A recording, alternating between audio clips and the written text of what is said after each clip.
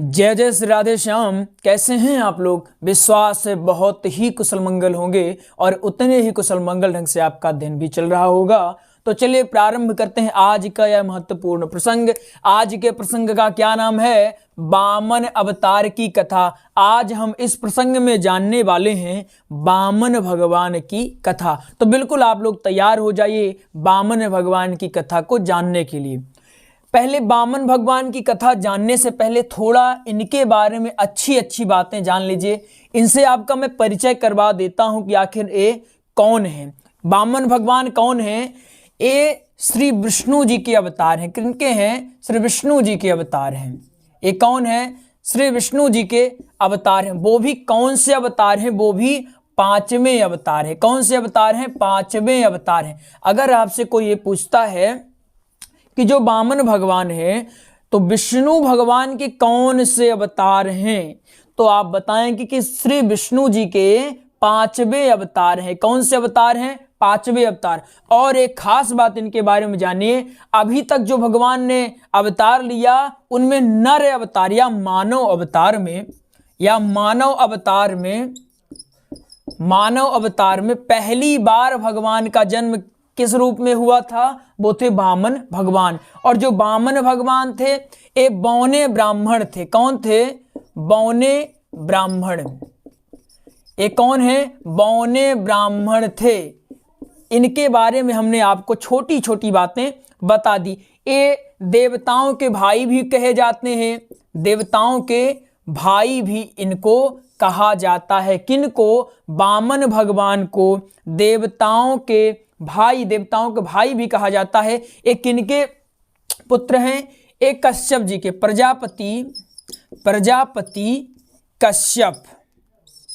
एक प्रजापति कश्यप जी के पुत्र हैं। और इनकी माता का क्या नाम है? क्या आप लोगों में से किसी को पता है कि इनकी माता का क्या नाम है? इनकी माता का नाम है देवी अदिति।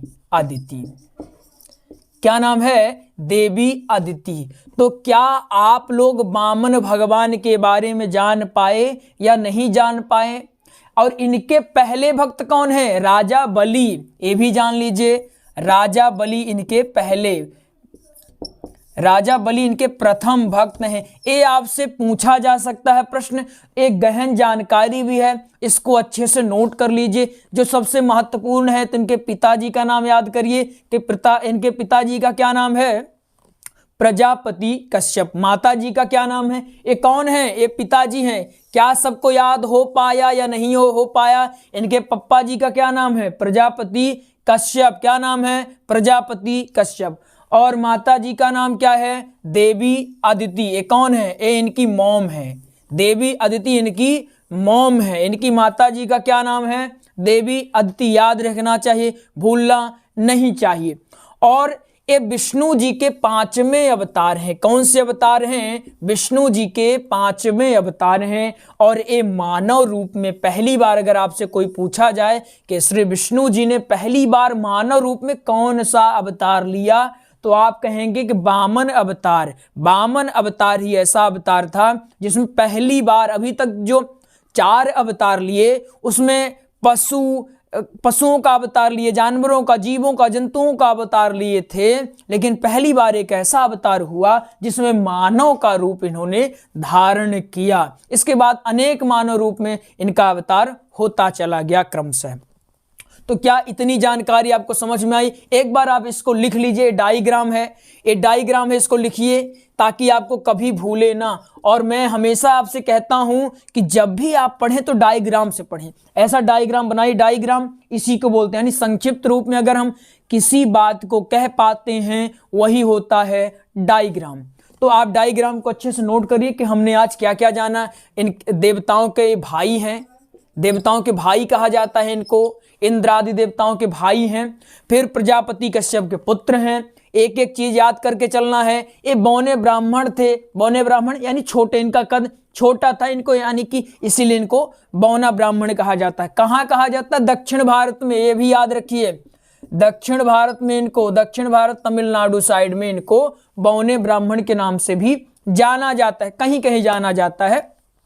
फिर देवी अदिति इनकी माता थी।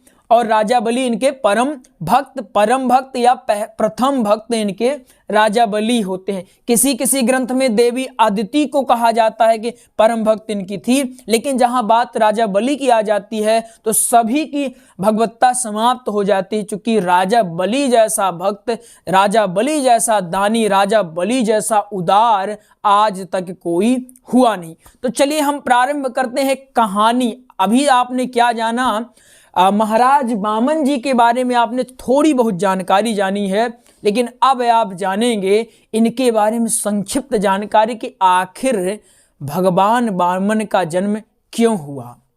अब राजा बलि के साथ आखिर वामन भगवान ने क्या किया, आखिर देवताओं पर ऐसा कौन सा पहाड़ टूट पड़ा कि भगवान को पुनः अवतार लेना पड़ा।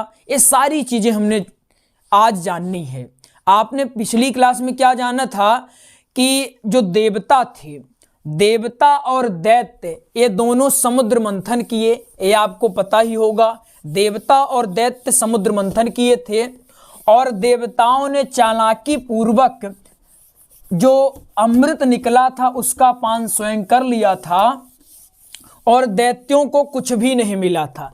इसके बाद एक संग्राम होता है जिसका नाम था देवासुर संग्राम। क्या नाम था? देवासुर संग्राम। देवासुर संग्राम। आज की क्लास में सिर्फ आज पढ़ाई की बात होगी, क्या कहते हैं, ओनली काम की बात, नो बकवास। आज सिर्फ आपको पढ़ाएंगे। क्यों? क्योंकि आज हमें तृतीय दिवस को समाप्त करना है, तो आज सिर्फ क्लास की बातें करेंगे। जो मोटिवेशन वाली बातें हैं बीच बीच में हो सकता है कर दें, लेकिन आज का मुख्य फोकस रहेगा क्लास के ऊपर। तो आपने इतना जाना था कि समुद्र मंथन के बाद देवता जो थे वो क्या किए थे, अमृत पी लिए थे। अमृत पी लिए, लेकिन दैत्यों को कुछ भी नहीं मिला। तब हो गया देवासुर संग्राम और उसमें सारे दैत्य मारे गए। कौन मारे गए? सारे दैत्य मारे गए। क्या इतना आपको समझ में आया? सिंपल है। देवासुर संग्राम क्यों हुआ था अगर आपसे ये पूछा जाए तो आप सिंपल रूप से कह सकते हैं कि समुद्र मंथन के बाद जो अमृत निकला उसका पान देवताओं ने चालाकी पूर्वक तो कर लिया, लेकिन दैत्यों को अमृत नहीं मिला, जिसकी वजह से सभी दैत्य क्रोधित हो गए और फलस्वरूप एक विशाल संग्राम घोषित हो गया जिसका नाम था देवासुर संग्राम। देवासुर संग्राम बड़ा फेमस अपने जमाने में भी था, आज के समय में भी बड़ा फेमस है। देवासुर संग्राम में कितनी क्षति हुई थी, कितनी हानि हुई थी, ये बताने की कोई आवश्यकता नहीं है। तो देवासुर संग्राम हुआ तो दैत्य सभी मारे गए। दैत्य जब मारे गए तो दैत्यों के गुरु कौन है? बृहस्पति। कौन है? बृहस्पति। जो दैत्यों के गुरु बृहस्पति हैं, ये अपने तपोबल से सारे दैत्यों को जीवित कर दिए। क्या किए? अपने तपोबल से समस्त देवताओं को जीवित कर दिए। किससे? तपोबल से। तपोबल, इनमें एक ऐसी शक्ति थी, इनका तपोबल इतना अघिष्ट था कि ये अपने तपोबल से समस्त दैत्यों को जीवित कर रही, लेकिन उन्हीं दैत्यों को ये जीवित कर पाए जिनके धड़ पर सर था। अगर धड़ से सर अलग हो गया तब उन दैत्यों के जीवित नहीं कर पाए, बाकी सभी दैत्यों के जीवित कर दिए। और न केवल जीवित किए, एक अलौकिक शक्ति भी प्रदान कर दी। और किसी एक दैत्य को नहीं, समस्त दैत्यों के एक अलौकिक शक्ति प्रदान करी। अब होता क्या है, अब कहानी देखिए, अब पृष्ठ समझिए। अभी तक क्या हुआ? पहले देवताओं का राज्य था, इसके बाद दैत्य आए, देवताओं से फिर छुड़ा के लेके चले गए राज्य। फिर समुद्र मंथन के बाद अमृत निकला, और अमृत जब निकला तो फिर देवताओं का राज्य फिर से हुआ। अब देवताओं का राज्य हो गया, लेकिन अब फिर से देखिए किसकी सत्ता आने वाली है। अब महाराज ए इंद्र, ये कौन है? ये मान लीजिए ये इंद्र लोक है, महाराज इंद्र बैठे हुए हैं। अब महाराज इंद्र बैठे हुए, अब यहाँ जो दैत्य हैं इनको मानते हैं ये दैत्य। अब इनके पास अलौकिक शक्ति है। क्यों है? क्योंकि गुरु ने इनको शक्ति दी है। गुरु कौन है? महाराज बृहस्पति। अब आप भी जानते हैं जिसके ऊपर गुरु का सानिध्य हो जाए वो कहीं असफल हो सकता है क्या? कतई नहीं। अगर गुरु ने एक बार प्रेम से अपना आशीष दे दिया तो मानिए उसकी विजय ही विजय है। इसलिए सब करिए लेकिन गुरु का अनादर कभी मत करिए। कहा जाता है गुरु गूंगे गुरु बाब रे, गुरु के रहिए दास, गुरु जो भेजे नरक को स्वर्ग की रखिए आस। तो गुरु का आशीष इनको मिला। अब ये इंद्र बढ़िया डांस देखते हुए बैठे हैं, डांस डीजे वाला गाना चलाकर बढ़िया बैठे हुए हैं। अब ये समस्त दैत्य यहाँ से भागे भागे आए, आक्रमण कर दिए।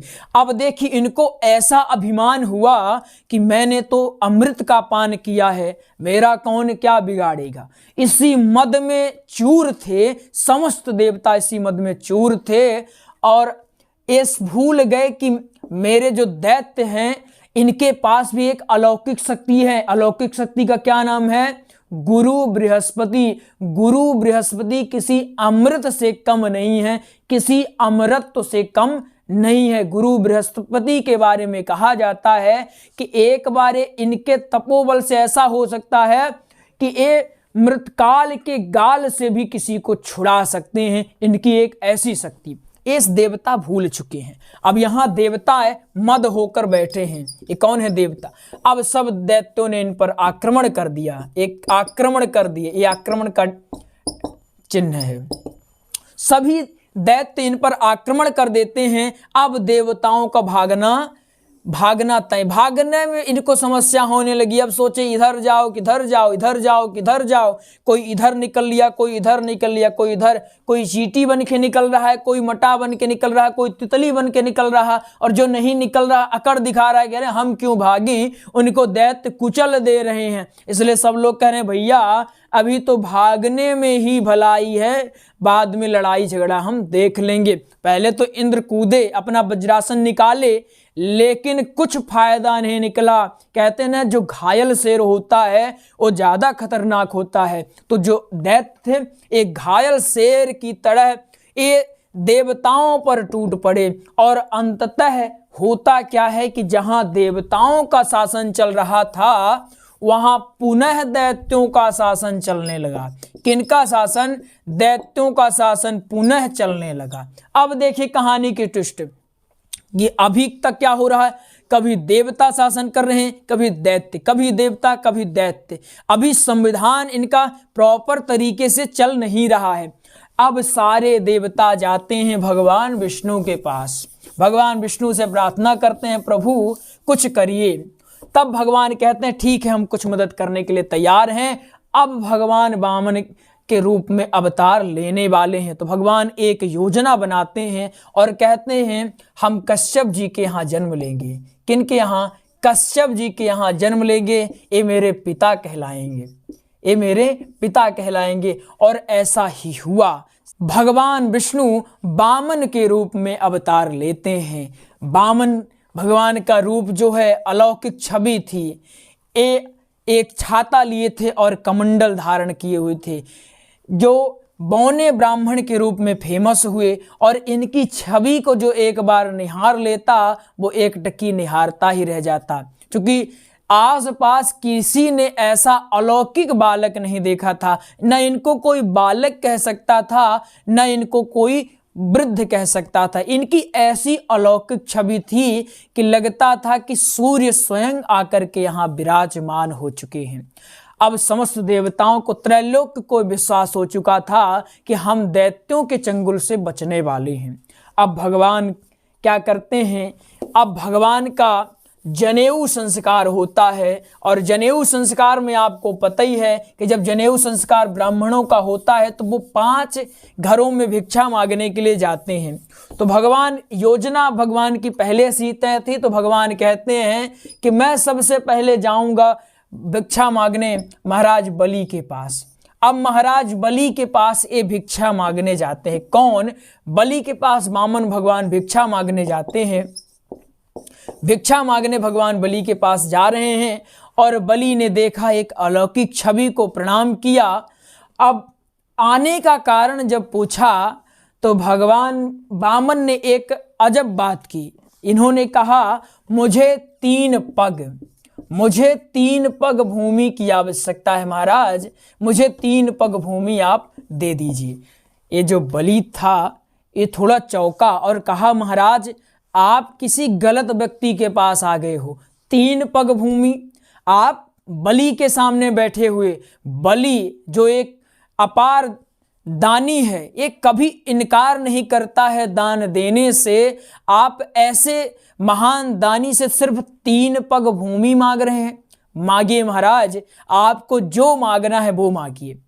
भगवान वामन भी चतुर थे, कहते नहीं नहीं महाराज, हम ब्राह्मण हैं, हमें क्या आवश्यकता है भूमि की, हम तो बस 3 पग भूमि, आप हमारी हाइट तो देख ही रहे हैं, इतने में 3 पग भूमि में भी कुछ बच जाएगा कि मैं हो सकता है कहीं और न दान दे दूं, लेकिन 3 पग भूमि आप मुझे दीजिए, क्योंकि मुझे और आवश्यकता ही नहीं, मुझे जब तब ध्यान तो करना है, तो इतने में मैं कर लूंगा। अभी क्या होता है कि मैं जहां ही बैठता हूं अपनी धुनी रमा करके, तो कोई ना कोई भगाने आ जाता है, तो मैं सोचता हूं कि एक अपनी पर्सनल प्रॉपर्टी हो जाए, अपना पर्सनल ठिकाना हो जाए, तो कोई भगाने की हिम्मत नहीं करेगा।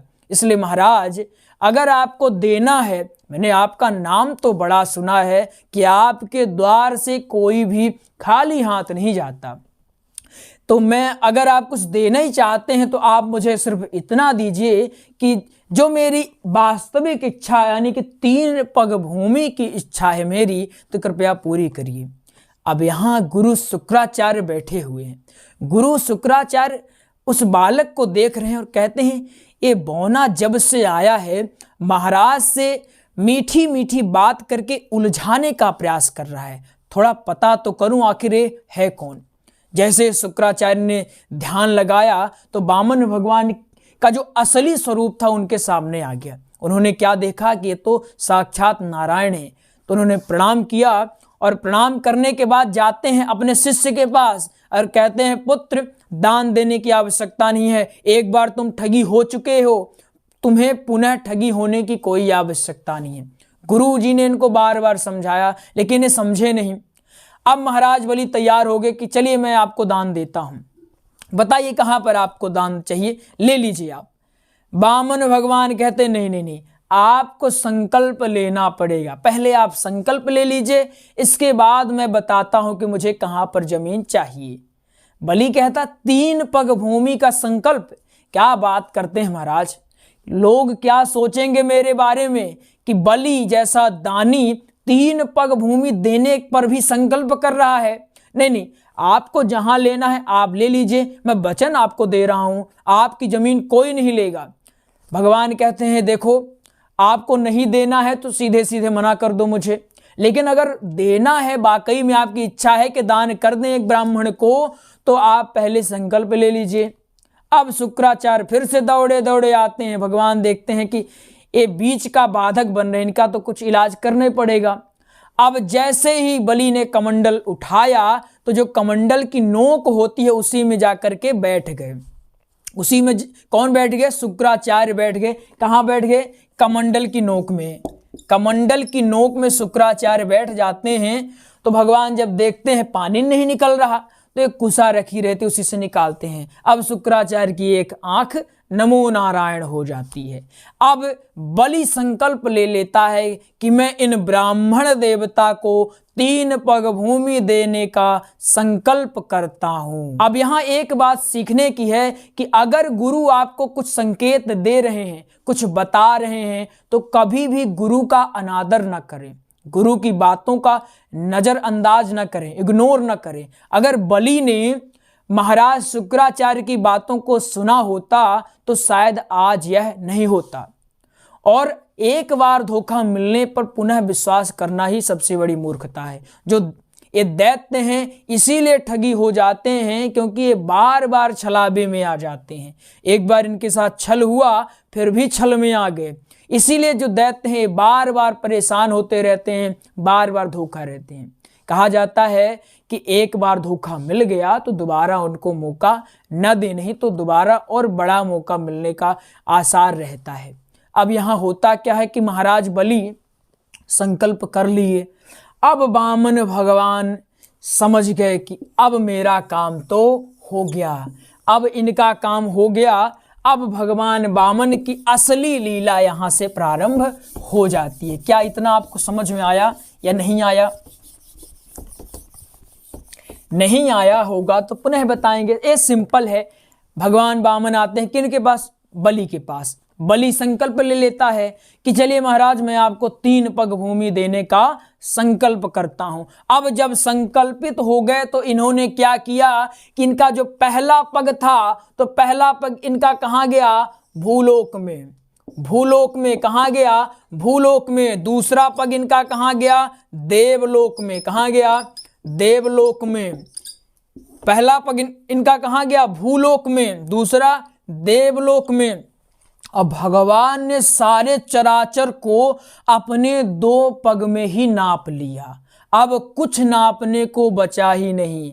अब भगवान कहे महाराज बलि आपको याद है ना, आपने 3 पग भूमि देने का वादा किया है, आपने संकल्प लिया है कि मैं 3 पग भूमि दूंगा, और अभी तो मैंने 2 पग ही नापा और आपका सारा राज्य मैंने ले लिया है, सारा राज्य नप गया है, मेरा अभी 1 पग बाकी है, बताइए मैं 1 पग कहाँ रखूं? बलि बड़े उदार मन से, बड़े भावपूर्ण कहता है भगवान एक बात बताइए, संपत्ति बड़ी है कि संपत्ति का मालिक बड़ा है? भगवान कहते हैं देखा जाए तो संपत्ति का मालिक ही बड़ा है। तो जब संपत्ति का मालिक बड़ा है तो आप अपना 3रा पग संपत्ति के मालिक अर्थात बलि के शीश पर रखिए और बलि को भी नाप लीजिए। ये देखिए दानी, ये देखिए दानत्व। अब भगवान वामन 3रा पग बलि के सिर पर रख देते हैं। कहाँ रखते हैं? बलि के सिर पर। इस तरह भगवान वामन बलि और बलि के समस्त राज्यों को अपने अधीन कर लेते हैं।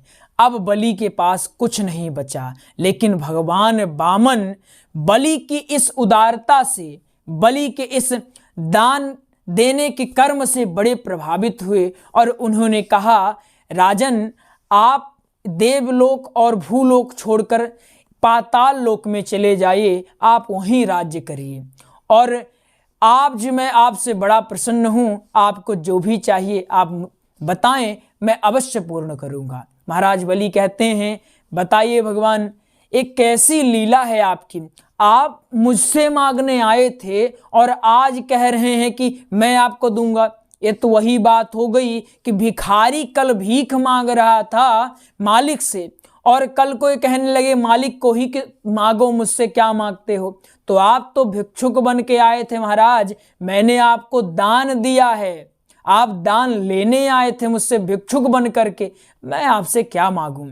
लेकिन आप अगर चाहते ही हैं तो मैं यही चाहता हूं कि जहां आप मुझे कहे हैं जाने के लिए तो वहां आप अपनी भी ड्यूटी निर्धारित कर दें, और मैं चाहता हूं जब भी मैं सुबह शाम उठूं तो आपके दर्शन मुझे चाहिए, वो भी प्रत्यक्ष रूप से, परोक्ष रूप से नहीं। तब से कहा जाता है कि भगवान श्री नारायण जो हैं, भगवान श्री नारायण बलि के धाम में ही विराजमान रहते हैं। कहाँ? बलि के धाम में ही विराजमान रहते हैं, और श्री नारायण ने अपना जो रूप है वो बलि को दिखाया था, तब से बलि अमर भी हो गया और बलि को एक ऐसी शक्ति भी मिल गई कि वो किसी वीजा पासपोर्ट के सीधे सीधे देवलोक जब चाहे तब जा सकते थे। इस तरह आपने जान लिया कि भगवान श्री नारायण कौन? श्री नारायण जी वामन भगवान का अवतार लेकर के देवताओं का जो संकट है उसका निवारण किया, देवताओं का संकट निवारा, और अब पुनः सृष्टि में सकुशल राज्य स्थापित हो गया। जो दैत्य थे वो कहाँ चले गए? पाताल लोक चले गए। अब सभी जो दैत्य थे वे पाताल लोक चले गए। अब देवता जो थे ये देवलोक में शासन करने लगे। अब कुशल ढंग से शासन चलने लगा। तो इस तरह आपने आज विधिवत ढंग से समझ लिया कि आखिर भगवान वामन का जन्म कैसे होता है, किस तरह से होता है।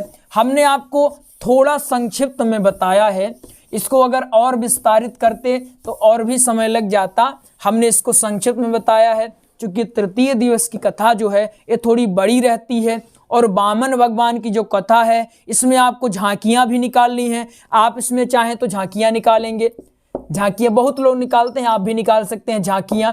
झांकियों में क्या रहता है कि आपको वामन भगवान का रोल किन्हीं को देना होता है, वो वामन भगवान का रोल अदा करते हैं और अच्छे से झांकी बनाइए और सबको आनंद दिलाइए, कथा का आनंद दिलाइए, रसपान कराइए अच्छे से। तो आपने आज समझ लिया सब कुछ, विशेष ढंग से आज आपने जाना है। तो आज से आपका तृतीय दिवस समाप्त होता है और आप लोगों को बहुत बहुत बधाई, जो प्रारंभ से लेकर आज समाप्ति तक यह 21वां भाग है। हमने 21 भाग में तृतीय दिवस को समाप्त कर लिया है।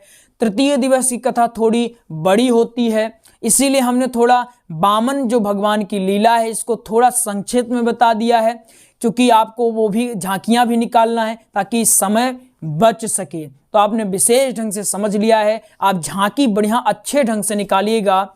और चलिए एक जानकारी आपको देते हैं, इसके बाद यह वीडियो हम समाप्त कर देंगे।